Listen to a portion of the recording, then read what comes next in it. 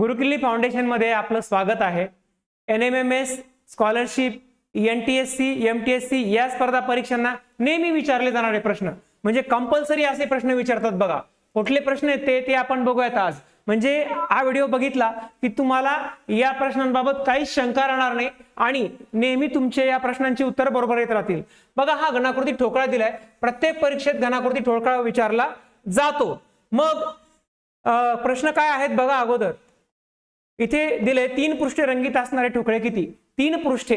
इथे 3 bye 3 bye 3 चा घन आहे हा आणि या ठिकाणी त्याचा निळा, हिरवा आणि पिवळा असे रंग दिलेत, पण कसे? या ठिकाणी निळा आहे समजा, उदाहरणार्थ या ठिकाणी इकडे पिवळा आहे आणि इकडे हिरवा आहे, तर याच्या समोरची बाजू पण हिरवीच असेल, याच्या खालची निळी बाजू पण हिरवी असेल आणि या समोरच्या पाठीमागची विरुद्ध बाजू पण पिवळी असेल।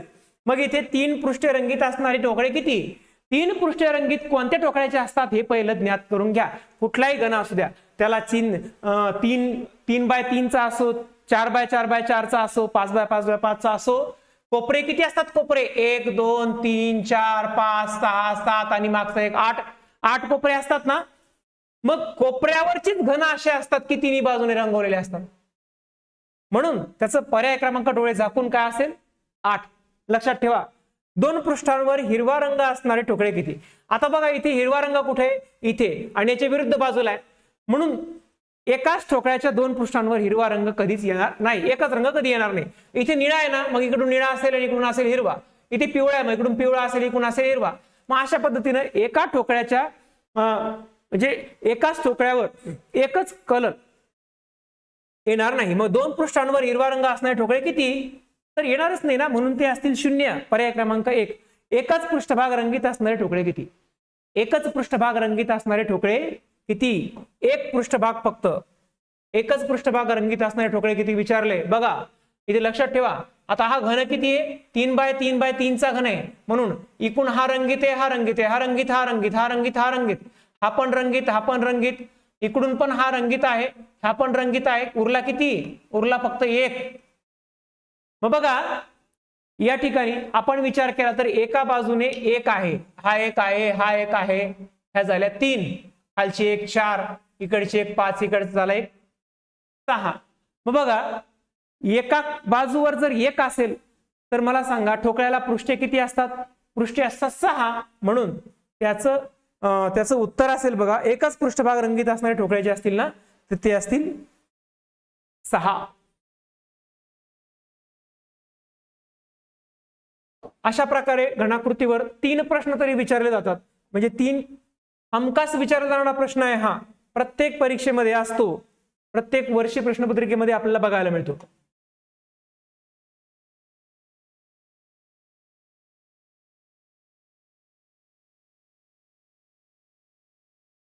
या पद्धतीने आपण अशा प्रश्नांची तयारी करून घ्यायची आहे। चला पुढचा प्रश्न आहे। हाही प्रश्न विचारतात, अधिक म्हणजे गुणाकार, भागाकार म्हणजे वजाबाकी, वजाबाकी म्हणजे भागाकार, तर गुणाकार म्हणजे बेरीज असेल तर याची किंमत काढा। हे समीकरण दिले किंवा काही आकडे दिले असतात, त्याची किंमत काढायची, त्या क्रिया करायच्या असतात। आता बघा इथे काय दिले आपल्याला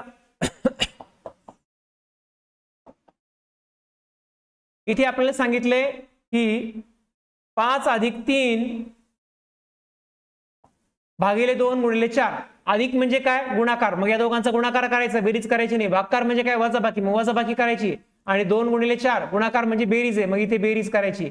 मात्र आपल्याला हे माहित पाहिजे, आता मुलं काय करतात, सरळ सरळ गुणाकार करताना बेरीज करतील, मग अगोदर वजाबाकी नंतर बेरीज करतील, असं करायचं नाही। इथे आपल्याला बघा 7वीला आपण शिकलोय बघा, इथे 7वीला शिकलो काय?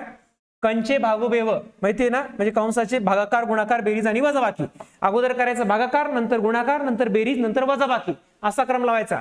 भागाकार जर आपण अगोदर केला, इथे भागाकार दिसतोय का नाही? भागाकार नंतर कोणता असतो? मग गुणाकार, म्हणजे गुणाकाराचा क्रम आहे इथे। अगोदर करायचा गुणाकार 5 गुणिले 3, नंतर करायची वजाबाकी, सॉरी नंतर करायची बेरीज। इथे काय आहे? 4 आणि 2 6, आणि दोघांच्या मध्ये कोणतं चिन्ह आहे? वजाबाकीचं। 5 त्रिक 15, 15 वजा 6,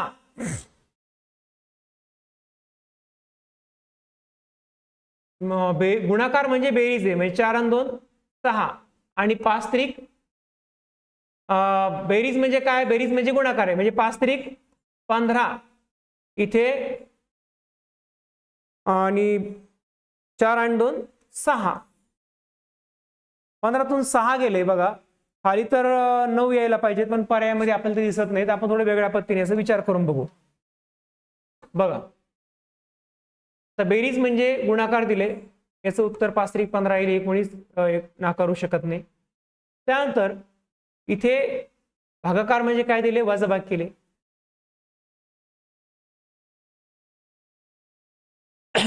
मग या ठिकाणी बघा जर डायरेक्ट करून बघितलं आपण तर 15तून 2 गेले, खाली उरतात 13 आणि इथे बेरीज करायची, 13 आणि 4 17.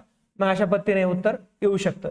किंवा मग कंचे भागोबेव याप्रमाणे जर हा प्रश्न दिला असेल तर मात्र हा प्रश्न काय असेल, सगळा पूर्णच संदिग्ध असेल. चला पुढचा प्रश्न आहे, जर 30 अधिक 22 बरोबर 600, 25 अधिक 12 बरोबर 250, 15 अधिक 32 बरोबर 450, तर 28 अधिक 42 बरोबर किती? तर इथे बघा आता इथे 30 अधिक 22 बरोबर 600 कधीच होणार नाही. 30 गुणिले 22 बरोबर 600 सुद्धा होणार नाही. या ठिकाणी बघा मी सरळ असं लॉजिक लावलं, इथे 30 दुने 60 आणि त्याच्यावर एक हा 0, याच्याशी मला काही घेणं नाही. 25 एक 25, एक 0. त्यानंतर इथे 15 त्रिक पहिला जो अंक आहे त्याची बेरीज करायची, 15 त्रिक 45, एक 0. तसं इथं 28 गुणिले 4, 28 गुणिले 4 आणि त्याच्यावर पुन्हा एक 0 का द्यायचंय आपला. बघा 28 गुणिले 4 आपण जर हे केलं तर 4 8 32 ला 2 आजचे आले 3, 4 2 8 आणि 3 11, म्हणजे इथे 112 आणि 112 वर एक 0 द्यावा लागेल आपल्याला. पर्याय क्रमांक आहे का बघा, हा करेक्ट 1120 हे त्याचं उत्तर असेल. पुढचा प्रश्न आहे बघा, इथे अशी आकृती दिली आणि आपल्याला विचारले कबड्डी व क्रिकेट खेळणारे विद्यार्थी किती. इथे कबड्डीसाठी काय आले, हा आयत आलाय. त्यानंतर क्रिकेट खेळणाऱ्यांसाठी काय आकृती दिली, तर ती दिली वर्तुळ. त्यानंतर खो खो खेळणाऱ्यांसाठी त्रिकोण आहे. मग आपल्याला विचारले कबड्डी व क्रिकेट खेळणारे विद्यार्थी किती. कबड्डी आणि क्रिकेट दोन्ही पण खेळतात. क्रिकेट वर्तुळामध्ये दाखवलंय आणि कबड्डी कुठे, आयतामध्ये. म्हणजे आयत आणि वर्तुळामध्ये असणाऱ्या संख्या कोणत्या, फक्त आयत आणि वर्तुळामध्ये हव्या आहेत त्या, त्रिकोणामध्ये नको आपल्याला. मग आयत आणि वर्तुळ ह्या दोघांमध्ये एकच संख्या आपल्याला बघायला मिळते, ती म्हणजे 47. मग ते विद्यार्थी आहेत 47. बघा लक्ष द्या, फक्त खो खो खेळणारे विद्यार्थी किती, फक्त खो खो हा त्रिकोणामध्ये दाखवलेला आहे भाग. मग त्रिकोणामध्ये फक्त खो खो म्हणजे त्रिकोणामध्येच असणारे खो खोच खेळणारे, फक्त इतर खेळ जे खेळत नाहीत ते आहेत फक्त 32, म्हणजे पर्याय क्रमांक 3 याचं उत्तर आहे. खो खो व्यतिरिक्त इतर खेळ खेळणारे विद्यार्थी किती आहेत, खो खो सोडून, खो खोच्या व्यतिरिक्त बाकी सगळे खेळ असतील तर चालतील पण खो खो नकोय. मग आता खो खो खेळणारे विद्यार्थी कोणते, त्रिकोणामध्ये कोणकोणते नाहीत याचा विचार करा. पहिलं त्रिकोणामध्ये कोणते कोणते नाहीत बघा.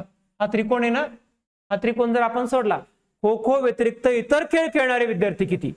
मग हा खो खो जर सोडला आपण, इथं 25 आहे, मग बघा 25, त्यानंतर 47 आणि त्यानंतर 61, 5 आणि 7 5 12 आणि 1 13 ला 3 हातचा आला 1, 4 आणि 2 6, 1 7, 7 आणि 6 13, 133, पर्याय क्रमांक 4. अशा पद्धतीने नियमित येणारे प्रश्न, नेहमी विचारले जाणारे जे प्रश्न आहेत ना, ते प्रश्न आपल्याला आले पाहिजेत पैकीच्या पैकी, कारण यावर आपला स्कोर अवलंबून असतो. थँक्यू.